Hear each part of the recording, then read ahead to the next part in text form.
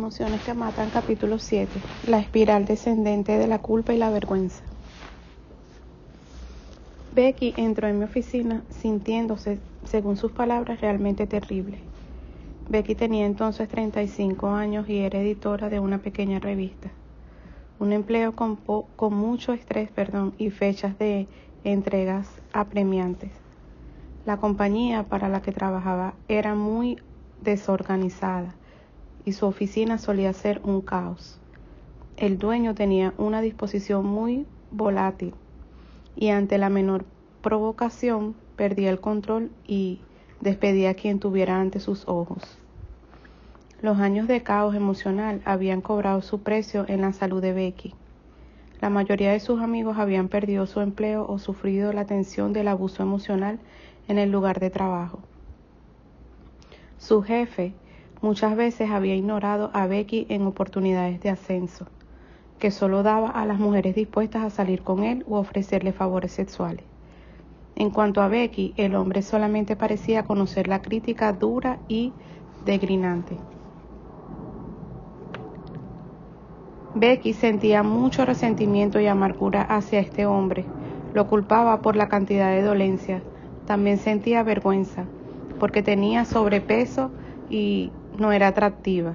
Sentía gran humillación cada vez que su jefe pasaba junto a ella, porque la expresión del rostro del hombre, sus palabras y su rechazo mostraban obvios sentimientos de desaprobación. En realidad se sentó en mi consultorio con un enorme suéter, envolviéndola como un cobertor, ocultando su cuerpo por completo. Admitió que esta era una costumbre de toda la vida. El diagnóstico de Becky era esclerosis múltiple. Luego de hablar largamente con Becky, no pudo sino llegar a la conclusión de que su dolencia estaba en parte ligada al torbellino emocional en su vida. Antes de poder encontrar ayuda efectiva para su mal físico, necesitaba sanar sus heridas emocionales. No solamente sentía amargura ante su situación laboral, sino que además sentía mucha vergüenza, que es una emoción realmente tóxica. La vergüenza, por definición formal, es un doloroso sentimiento de haber perdido el respeto de los demás a causa de una conducta impropia, un pecado o el haber sido etiquetado como incompetente. Surge el deshonor o la desgracia que produce cualquier cosa que sea lamentable, desafortunada o escandalosa. La culpa, la vergüenza crónicas que pueden llevar a la depresión. Nuestra razón principal para tratar el tema de la culpa y la vergüenza en este libro es la siguiente. Estos dos estados de asociación comúnmente con la depresión mayor, la depresión situacional, es por lo general resultado de una pérdida mayor en la vida de una persona. Puede ser su cónyuge, un hijo, el matrimonio, el empleo, la casa o alguna otra pérdida importante. La culpa y la vergüenza tienen su raíz en lo que no debería haber ocurrido y también en lo que sí ocurrió. La culpa es un sentimiento doloroso de autorreproche por haber hecho algo que reconocemos como inmoral, malo, un crimen o pecado. La vergüenza por lo general surge de lo que hizo otra persona, algo que la sociedad en general reconoce como inmoral, malo, crimen o pecado. La vergüenza es el reflejo que tiene una víctima en la mala conducta de un abusador. La culpa y la vergüenza evocan respuestas diferentes en nosotros. La vergüenza suele crear sentimientos de profunda pena y tristeza. Además, la falta de autovalía. La culpa produce cierta cantidad de enojo porque nos sentimos atrapados por haber caído o por ser víctimas de nuestros defectos y debilidades. En ambas emociones, sin embargo, puede llegar el resultado de sentirse sin valía, sin esperanza, sin utilidad alguna, y estos sentimientos a su vez pueden llegar a la depresión, el enojo, la ansiedad y una variedad de otras emociones tóxicas que estimulan una respuesta de estrés. Muchas personas vinculan la vergüenza o recuerdos dolorosos de rechazos pasados, que producen sentimientos de desesperanza o indefensión, o de autoestima extremadamente baja. Estos sentimientos pueden dar como resultado la depresión y en otros casos llevan a la ira, el resentimiento o el enojo. Tanto la culpa como la vergüenza crean un interminable círculo de pensamientos negativos. Estas emociones jamás llevan a la libertad emocional, a la fuerza o a la salud física ni mental. El gran peso de la culpa y la vergüenza. Las personas que sienten culpa y vergüenza suelen andar con la cabeza gacha y los hombros encorvados. Los hombres. Bueno, hay muchos hombres que están encorvados, pues ya saben que es por eso. Dan la sensación de querer esconderse, como indica Becky, con un suéter.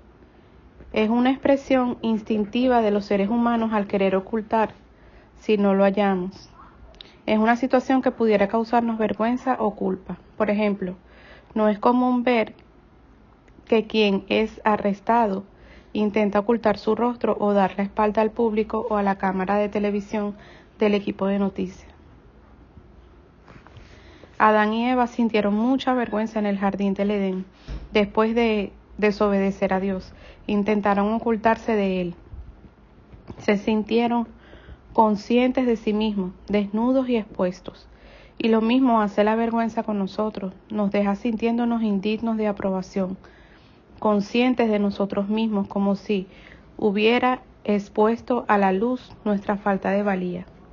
La vergüenza nos hace sentir que toda persona con quien nos encontramos sabe todo acerca de nosotros. Nos escudriña y nos critica. Aunque con nuestra mente racional admitimos que la gran mayoría de las personas no nos conocen ni se interesa por nosotros. ¿Dónde aprendemos a sentir vergüenza? Lamentablemente muchas personas lo aprenden cuando niños. Y más triste aún es que lo aprendan de sus padres, que lo ridiculizan o humillan ante sus hermanos o pares. Un maestro, entrenador u otra figura de autoridad, y hasta el bravucón de la escuela, pueden humillar y avergonzar a los niños. El abuso sexual y físico también puede hacer que los niños crezcan sintiendo vergüenza. Las dificultades de aprendizaje como dislexia o el déficit de atención pueden hacer que se etiquete a los niños como estúpidos, lentos, incapaces de aprender. Esto humilla a los niños y jóvenes y puede llevar a un sentimiento de vergüenza a largo plazo. Summer. Desafortunadamente, muchos de los niños que cargan con la vergüenza no se despojarán de ella en la adultez. Hay adultos que han internalizado la vergüenza a tal punto de que temen que la intimidad y tienen problemas de compromiso en su relación matrimonial. Les cuesta llevar adelante un matrimonio. Ay, Dios mío. Pero estamos aquí, vamos a seguir leyendo. Humanamente, porque no soy un robot. Parece que la lengua se me traba, pero vamos a hacerlo, vamos a continuar. Entonces hay adultos que les cuesta llevar adelante un matrimonio o a veces pasan por diversos matrimonios y separaciones sin poder nunca ver su conducta, que es un sabotaje a sí mismos y está asociada con la vergüenza que cargan como un peso gigante e invisible muy dentro de sí. Los adultos que temen a la vergüenza suelen terminar soportando divorcios y amoríos, una interminable cantidad de empleos consecutivos y parecen también sabotear sus relaciones más cercanas. Su vergüenza les hace vagar en una especie de desierto de relaciones personales. Los reiterados fracasos, claro, solo agregan más vergüenza, fracaso, pena y sensación de poca valía. Muy dentro de sí, la persona con vergüenza siente que sinceramente es indigna de amor o de atención por parte de nadie. La profunda depresión es lo que a menudo hallamos al final de este camino emocional. La vergüenza también puede llevar al abuso de drogas, al alcoholismo o a desórdenes alimenticios, al juego compulsivo, además de otras conductas compulsivas.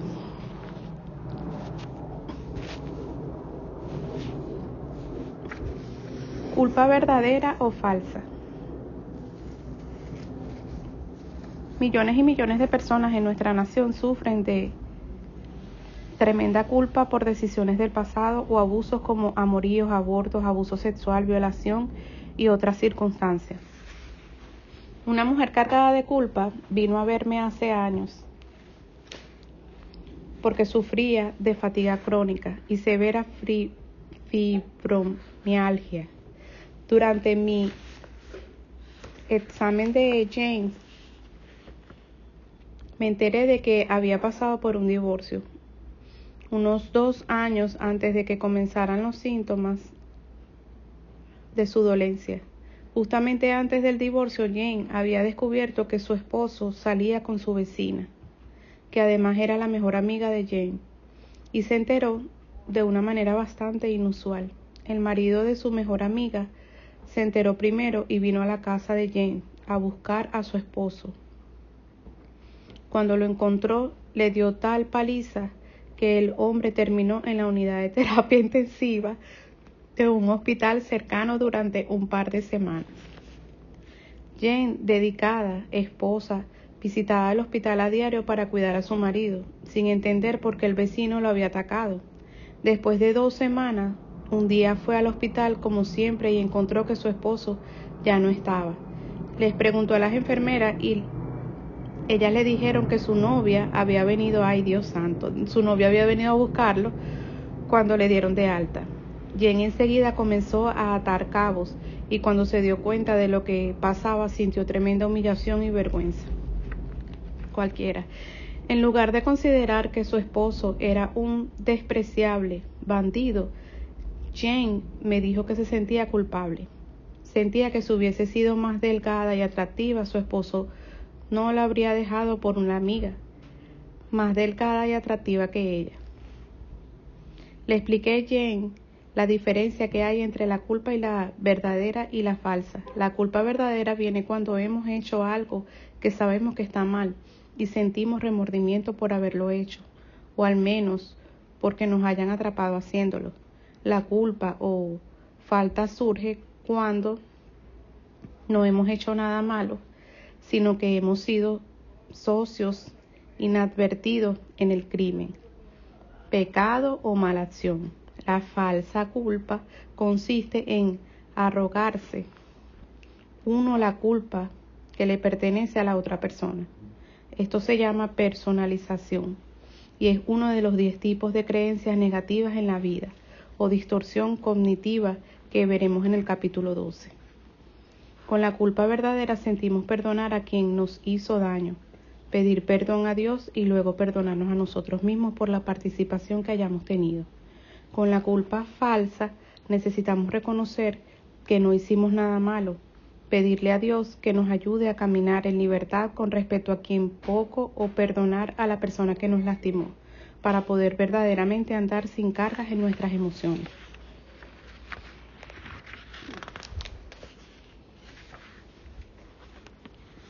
Jane decidió reconocer su falsa culpa, perdonar a su esposo y a su mejor amiga y sanar emocionalmente. Este proceso no se dio de la noche a la mañana. Rara vez sucede así. El perdón y la liberación fueron un proceso que llevó unos 3 meses, pero cuando se completó este proceso, Jane estaba asombrada porque tanto su fibromialgia como su fatiga crónica habían desaparecido.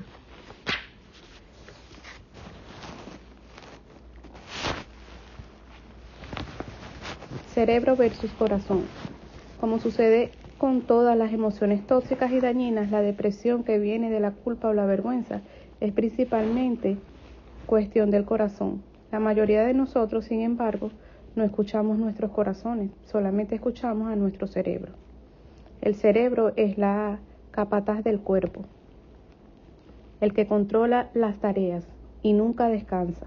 Está diseñado para estar en algún nivel de alerta en todo momento. Aun cuando soñamos, el cerebro intenta discernir percepciones y emociones y encontrar sentido para que la persona pueda responder con diligencia. El cerebro es protector y territorial. Paul Persal escribió: el cerebro no se distrae fácilmente de su letal alianza con el cuerpo. Compulsivamente se mantiene al pie de cañón intentando ganar la carrera humana. El autor Thomas More escribe sobre la palabra en latín vocatio, que significa hacer una pausa breve en las presiones de la vida cotidiana para maravillarse ante el hecho de estar vivo. Como el cerebro está programado principalmente para buscar el éxito y no la conexión con el corazón que anhela, a duras penas tolera dicha vacación. Pearsall sostiene que el cerebro es tipo A, en tanto el corazón evidencia conducta del tipo B, es decir, que el cerebro siempre está apurado e incómodo, con solo estar en el lugar. La conducta tipo A implica ser crítico, duro, cínico, echando culpas, controlador y negándose a perdonar. Esta es la conducta que vincula dramáticamente a la enfermedad. Por otra parte, la conducta tipo B del corazón es gentil, relajada y busca relaciones de intimidad duraderas. El cerebro parecería, en cambio, que quiere una explosión en términos de Pearsall. No es como el corazón que quiere un vínculo. El cerebro cree en yo, mí, mío.